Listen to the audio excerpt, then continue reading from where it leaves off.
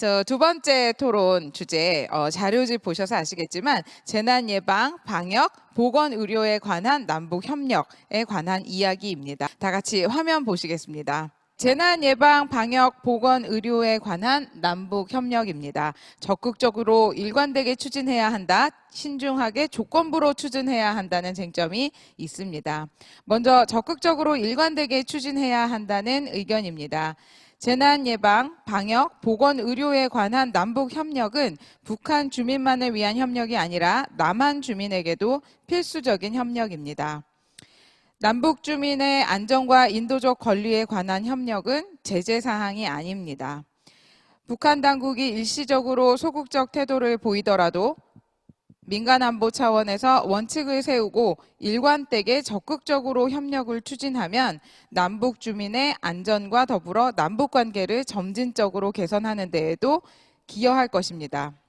다음으로는 신중하게 조건부로 추진해야 한다는 입장입니다. 재난 예방, 방역, 보건 의료에 관한 남북 협력이 아무리 중요하다 하더라도 상대방인 북한의 태도 변화가 전제되지 않는 한 온전히 실현될 수 없습니다. 북한 당국이 정치 군사적 조건을 앞세우는 조건에서 우리도 북한 핵 문제 등을 고려하여 조건부로 추진해야 합니다. 설사 방역 물품이나 의료기구에도 제재 대상 물품이 포함될 수 있으므로 설사 북한이 협력에 동의하더라도 대북 제재 공조를 우선으로 판단해야 합니다. 라는 두 가지 쟁점 사항이 있는 이야기입니다. 먼저 이 주제와 관련하여서 전문가분을 모시고 발제를 듣도록 하겠습니다.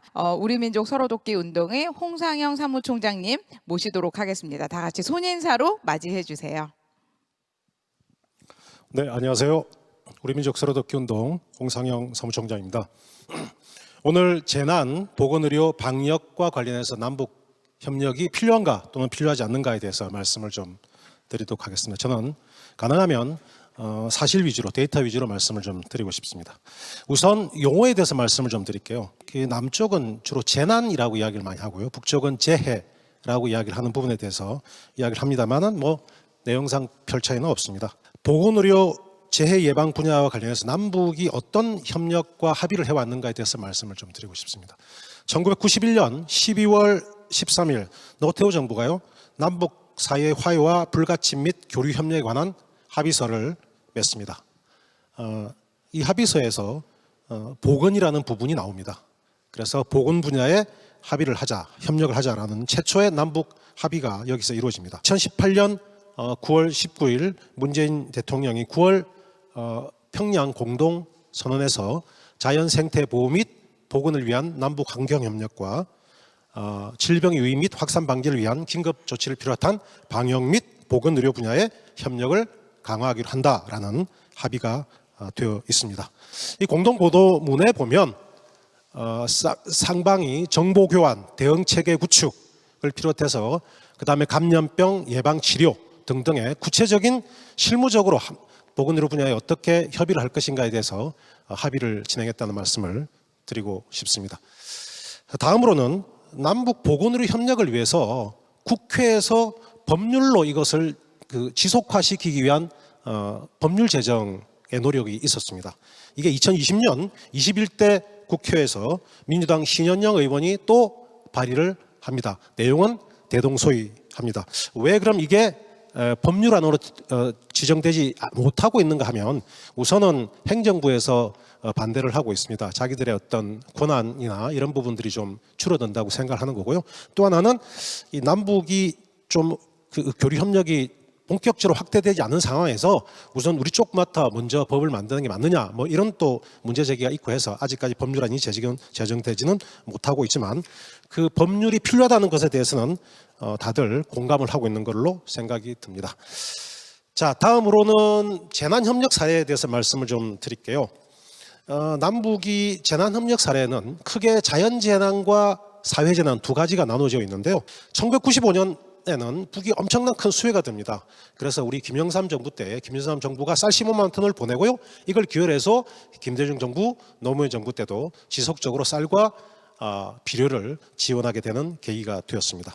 지도를 보시기 바랍니다. 이 지도를 보시면 황해남도, 황해북도, 북쪽의 강원도 접경 지역입니다. 남쪽엔 당연히 경기도, 강원도, 인천시가 되겠죠. 여기에 서로 간에 접경 지역에 여러 가지 협력 사업이 필요하다. 특히 말라리아 방역 같은 경우가 진행된 걸 말씀드리고요. 오른쪽은 아프리카 돼지열병 마찬가지입니다. 접경 지역이기 때문에 그렇습니다.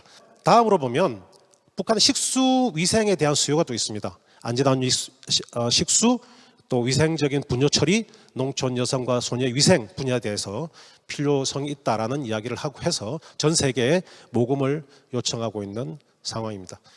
2019년 2월 하노이 북미 정상회담이 결렬되고 나서 남과 북이 완전히 관계가 중단이 되어서 현재로는 민간 차원의 이러한 보건의료 분야, 재난 분야의 교류 협력도 중단이 된 상태입니다. 예를 든다면 2020년 올해 코비드-19가 일어나자 저희가 민간 차원에서 방역 협력을 북쪽에 제안을 했습니다. 그런데 북쪽에서는 국경을 완전히 봉쇄하고요.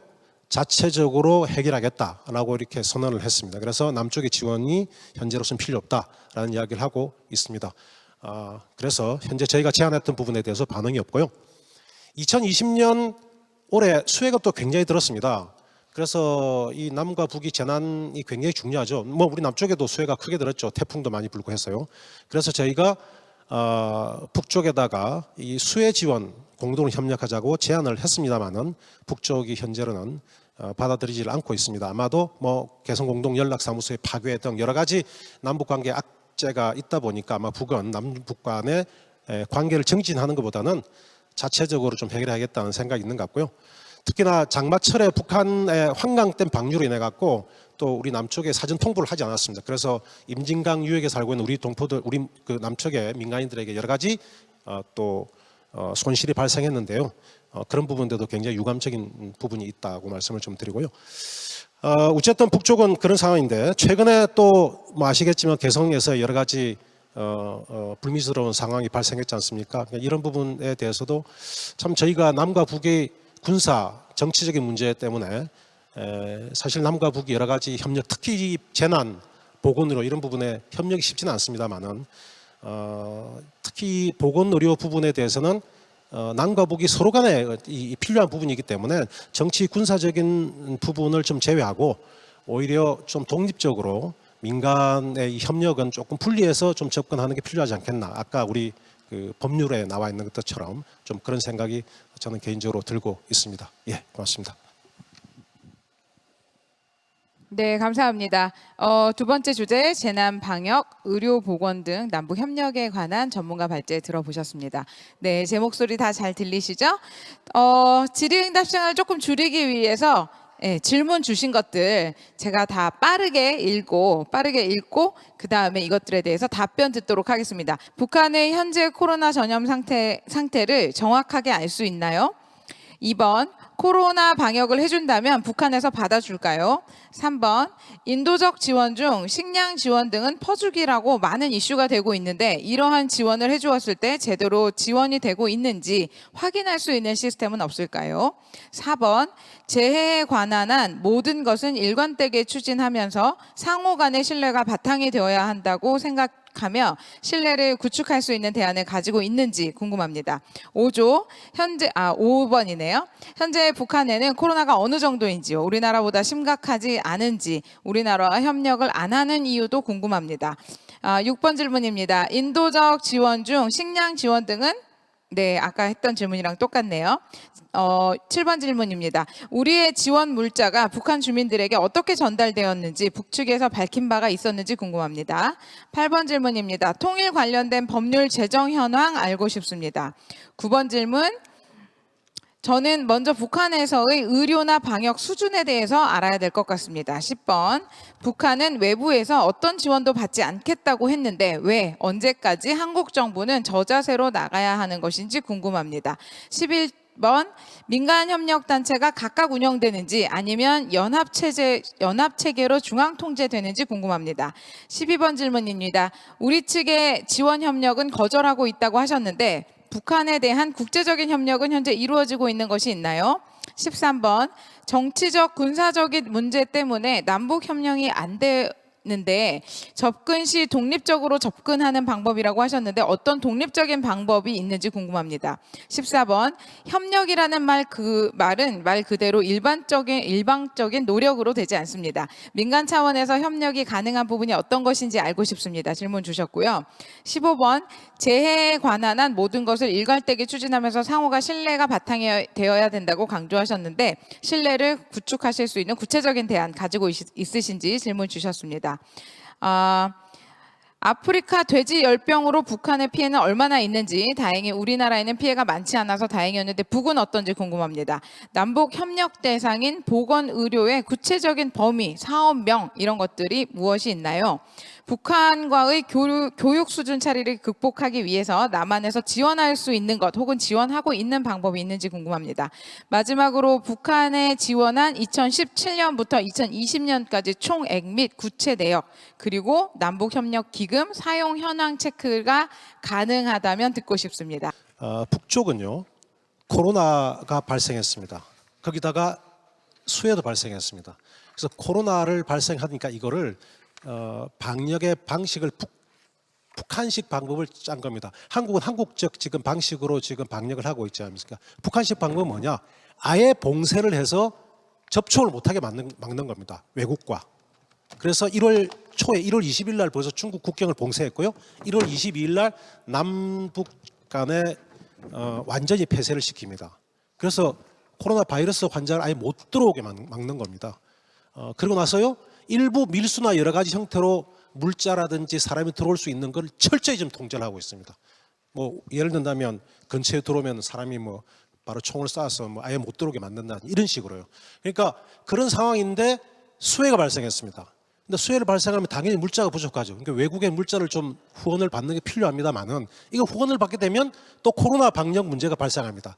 그러니까 아예 오케이 이번에는 물자도 다 받지 말고 사람도 받지 말고 방역 중요하니까 자체적으로 해결하자 이렇게 이제 정리를 하고 있습니다. 그래서 남쪽과의 이 방역 협의도 전혀 진척이 없고요.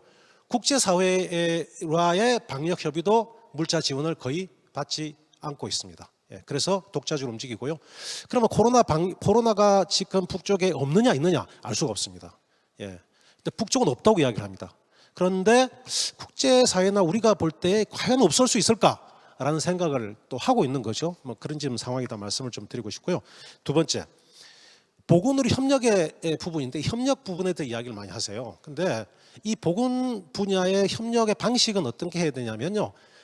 제가 2018년도 평양을 갔는데 북쪽이 유리한다는 이야기가 있습니다. 그게 뭐냐면 앞으로 일방적 지원 이런 거 하지 맙시다.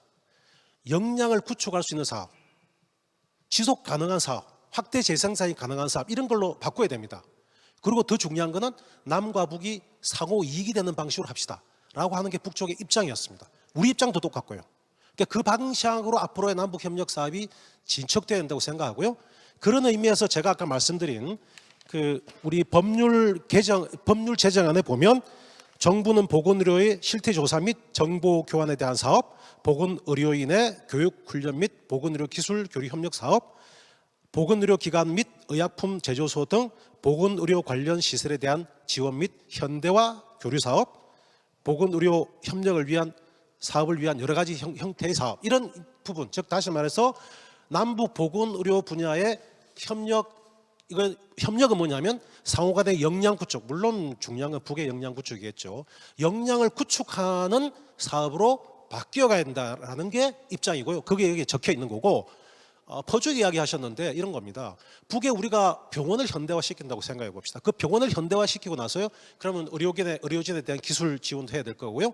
약품 같은 것도 지원을 해야 됩니다. 그렇다면 우리가 병원 현대화하면 모든 것들 다 우리 물자를 보내서 현대화하는 과정을 볼 수 있고요. 약품을 지원했을 때는 그 병원에 사용을 합니다. 그러니까 우리가 정확하게 물자가 어떻게 사용하는지를 분명하게 알 수가 있는 거죠. 그러니까 퍼주기 논란이 없어지는 거죠. 저는 그래서 북쪽의 최근의 변화도 바로 그 변화로 가고 있다라는 말씀을 좀 드리고 싶고요. 그 다음에 우리 정부가 대북 지원하는 부분에 대해서 상당히 저자세다 이렇게 말씀을 하시는데요. 저자세이기보다는 우리 정부의 책무이기 때문에 그렇습니다. 자, 예를 들어서 아프리카 돼지열병 있죠. 북쪽에 아프리카 돼지열병 발생해서 돼지가 다 죽었다는 이야기를 합니다. 그 아프리카 돼지열병 걸리면요, 그거는 방법이 없습니다. 다 죽여야 됩니다. 남쪽도 지금 연천, 포천, 철원, 뭐 파주 이쪽에요, 돼지 공장 비상입니다. 굉장히 많이 죽였습니다. 저희도 좀 엄청난 문제입니다. 그런데요, 멧돼지가 남쪽으로, 북쪽 멧돼지 남쪽으로 내려온 순간 이게 끝입니다. 멧돼지 안 내려와야 됩니다. 그럼 어떻게 합니까? 위에서부터 방어를 해줘야 됩니다. 그러니까 답답한 건 우리라는 겁니다. 그러니까 오히려 우리가 답답하기 때문에 북쪽과 방역 협의를 제안해서 그 방역을 같이 해야 되는 문제가 있죠. 이거 뭐 아프리카 돼지열병뿐만 아니라 코로나 바이러스도 마찬가지입니다.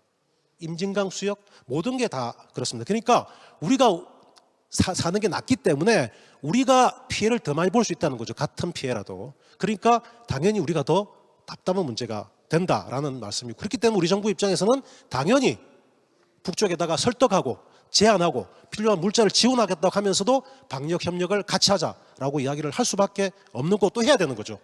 그 다음에 민간, 제가 이제 독립적인 게 뭐냐 이런 말씀을 하셨는데요. 저는 이렇습니다. 이번에 개성 문제가 터졌는데요. 이 정치 군사적인 문제입니다. 이 정치 군사적인 문제를 또 터졌는데 우리가 만약에 그 사이에 보건의료 분야에 대한 협력을 쭉 진행하고 있어요. 그런데 정치 군사적인 문제가 딱 터졌다고 해서 보건의료 이거 하지 마 라고 이렇게 지금까지 해왔다는 거죠. 그러니까 이렇게 되니까 아무것도 정치 군사적인 문제 때문에 모든 게 다 빨려 들어가서 아무것도 안 된다는 거죠. 이렇게 하면은 안 되지 않을까? 그래서 정치 군사적인 문제가 나오면 그건 그대로 해나가고, 민간 차원의 보건의료, 방역, 재난 문제가 지속된다면 그건 그대로 해나가는 게 좋지 않겠냐. 이렇게 투트랙 방식으로 진행하는 게 오히려 남북 문제를 풀어나가는 데 올바르지 않겠냐.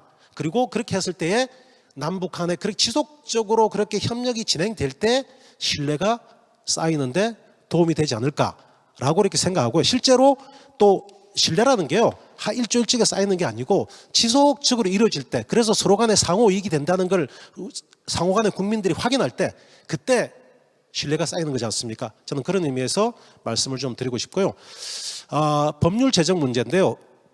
그래서요, 우리 정부가 지금 남북교류협력법을 개정을 좀 하려고 하고 있습니다. 현실에 맞게끔. 그 다음에 저희 그 민간단체 차원에서요, 지금 보건의료 분야, 남북의 영유아 분야, 산모 지원 분야, 뭐 이런 식의 여러 가지의 그 남북 인도 협력 분야에 대한 법률안들이 막 올려져 있습니다. 그래서 이거를 낱개적으로 이렇게 올리기보다는 통합해서 남과 북의 인도 협력 분야의 지속적인 증진, 역량 구축을 위한 법률이 필요하지 않느냐라는 생각에서 민간 차원에서 남북 간의 인도 협력에 관한 증진을 위한 법률안을 저희가 제정해서 이번에 좀 법률안을 만들어서 여러 가지 그 정치 군사적 문제가 있더라도 민간 차원에서의 인도 협력은 지속하는 게 좋겠다라는 차원의 협력안을 지금 마련하고 있다는 말씀을 좀 드리고요. 2017년도부터 20년까지 남북 협력 기금이 어떻게 쓰여졌느냐 말씀을 드렸는데, 2017년부터 20년까지 아쉽지만 남북 협력 기금을 민간 차원에서 거의 쓰지 못하고 있습니다. 왜? 남북 협력 사업이 진행이 안 되기 때문에 그렇습니다. 이거는요, 정부도 좀 마찬가지입니다. 2007년도에 우리 노무현 정부가 쌀 지원, 비료 지원을 좀 하고 나서 2008년 이명박 정부가 들어와서는 그 다음에는 중단시켰습니다. 이 중단이 현재까지 중단이 되고 있고요. 그게 이명박 박근혜 정부 때는 또 우리 정부 차원에서 좀 그 부분을 좀 막았다면 2018년 이후는 좀 남북 관계가 좀 진전이 되니까 이걸 좀 해보자라고 했는데, 이때는 또 북쪽에서 또 지금 막고 있고요. 어쨌든 북쪽 입장에서는 역량 구축 방안으로 좀 했으면 좋겠다라는 이야기를 하고 있고요. 저희 민간 차원에서도 이제는 단순하게 일방적으로 지원보다도 상호 이익이 되는 방식의 지속적 협력, 그래서 역량을 구축하는 방식으로 좀 갔으면 좋겠다라는 게 저희들의 기본적인 생각이다라는 말씀을 좀 드리고 싶습니다. 그 다음에 남북 협력 대상인 보건의료의 구체적인 사업명이 뭔가, 이거는 이제 아까 법률안에 했던 바로 그런 사업입니다. 구체적인 남북 간의 인프라 구축, 보건의료 인프라 구축이죠. 보건의료 분야의 전문가들, 근데 이 의료인들에 대한 기술 교육, 전문적인 교육을 또 해야 되는 부분이 있고요. 이런 것들이 사실은 보건의료 분야에 굉장히 중요한 영역이 아닐까 생각하고요. 교육 차이 마찬가지입니다. 이 교육 차이 극복해야 되는데 이 교육 차이라는 게 보건의료 분야가 어디 뭐 교육만 뭐 차이가 극복한다고 되는 문제입니까? 보건의료라는 게 인프라를 구축한다든지 교육도 실무적인 부분을 확대한다든지 뭐 여러 가지가 다 복합적으로 이루어져야 이 되는 거지 한 분야만 잘 된다고 이루어지지 않기 때문에 통합적으로 이루어져야 한다. 이게 저희 기본적인 생각이고요. 협력하는 민간 단체들이 있습니다. 저희가 우리민족 서로돕기 운동 같은 단체들이 주로 대북 지원하는 단체로 지정이 되어서 저희가 전문적으로 사업을 하고 있고요. 이런 단체들이 국내에 약한 대북 협력 민간단체 협의회라는 협의체를 구성해서 사업을 하고 있고요. 약 한 60개 단체가 모여서 이 사업에 진행이 지금 되고 있고, 그러니까 우리민족 서로돕기 운동 같은 단체가 한 60개 단체가 된다는 말씀을 좀 드리고, 그 단체들 중에는 보건의료 부분을 전문으로 하는 단체들이 있고요, 농업 부분을 전문으로 하는 단체들이 있고요, 저 우리민족 서로돕기 운동 같이 이것저것 다 하는 단체들 있고 여러 가지 단체들이 많이 있기 때문에 관심 있으면 함께 참여해도 좋을 것 같습니다. 네, 감사합니다. 홍상을 사무총장님 다시 한번 감사드립니다. 왜, 뭐 이렇게 박수 한번 쳐드릴까요? 이 짧은 시간에 네, 감사합니다.